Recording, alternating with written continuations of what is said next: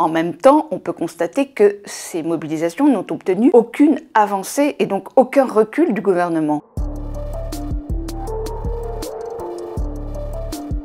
La stratégie des syndicats repose avant tout sur l'unité syndicale.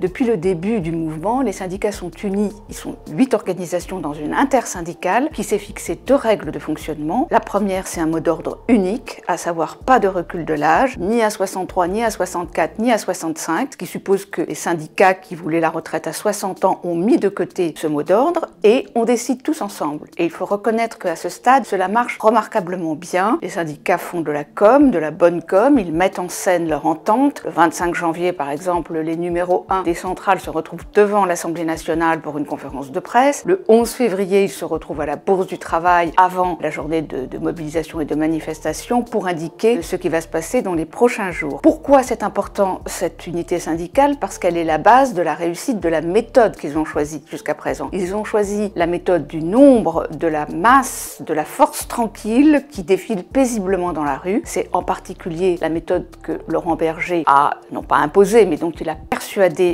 ses camarades, lui-même étant extrêmement hostile à toute violence, toute atteinte aux biens ou aux personnes. Il est même hostile à des blocages qui paralyseraient le pays. Il ne veut pas que les Français soient gênés dans leur quotidien, ce qui laisse entendre qu'il est contre une grève générale des transports ou des coupures d'électricité massives. Pour le moment, les autres syndicats sont alignés sur cet objectif, soit parce qu'ils sont convaincus dans leur fort intérieur, soit parce qu'ils ont compris qu'il faut ménager les forces syndicales, la bataille s'annonçant rude et longue.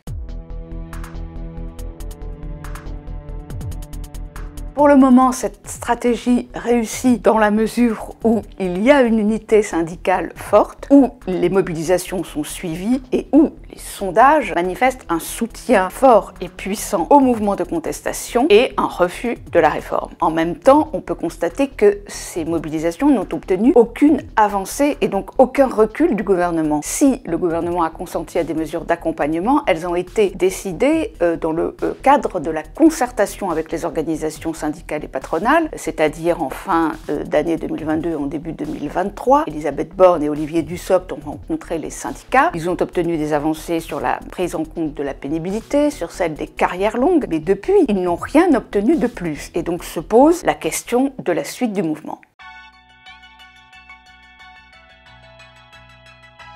La suite, elle va commencer au début du mois de mars, parce que le mois de février a été en quelque sorte sanctuarisé par les syndicats qui ont décidé de ne pas perturber les vacances d'hiver des Français et elle s'étale quasiment sur tout le mois de février en tenant compte des 3 zones. Le 5 mars, les vacances sont terminées. Les syndicats de la SNCF, par exemple, ont dit qu'à partir de ce moment-là, ils envisageraient des actions reconductibles. Mais ils ne veulent pas partir tout seuls au combat, c'est-à-dire qu'ils voudraient que les autres secteurs potentiellement bloqueurs comme celui de l'énergie, celui du pétrole, soit avec eux dans la bataille. Il faut aussi que toutes les fédérations syndicales de ces grandes entreprises soient d'accord entre elles. Une manifestation et des grèves qui seraient menées par exemple par la seule CGT n'aurait pas la même puissance que si elle était décidée par l'ensemble des syndicats. Donc la question va se poser de savoir si ils ont la volonté et la capacité de se lancer dans des grèves reconductibles à ce moment-là. Il faut souligner qu'en cette période de pouvoir d'achat rogné par l'inflation, la question se pose pour tous les salariés et agents du secteur privé comme du secteur public. Et donc, la question reste entière. Si jamais les mouvements prenaient, si on se lançait dans des grèves reconductibles, la question de l'unité syndicale peut se poser. Si les blocages sont limités, Laurent Berger pourra dire que de toute façon, chaque fédération est libre de décider